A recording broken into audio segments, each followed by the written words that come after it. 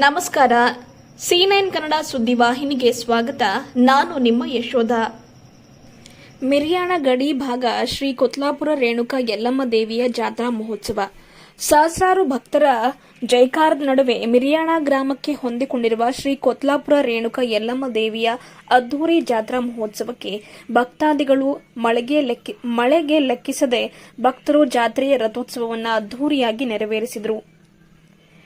ಚಿಂಚೋಳಿ ತಾಲೂಕಿನ ಗಡಿಭಾಗ ಮಿರಿಯಾಣ ಗ್ರಾಮಕ್ಕೆ ಹೊಂದಿಕೊಂಡಿರುವ ಕೊತ್ಲಾಪುರದ ಆರಾಧ್ಯ ದೈವ ಶ್ರೀ ರೇಣುಕಾ ಯಲ್ಲಮ್ಮ ದೇವಿಯ ಜಾತ್ರಾ ಮಹೋತ್ಸವವು ಅದ್ದೂರಿಯಾಗಿ ಅಪಾರ ಭಕ್ತಾದಿಗಳ ಜೈಕಾರಗಳ ನಡುವೆ ನಡೆಯಿತು.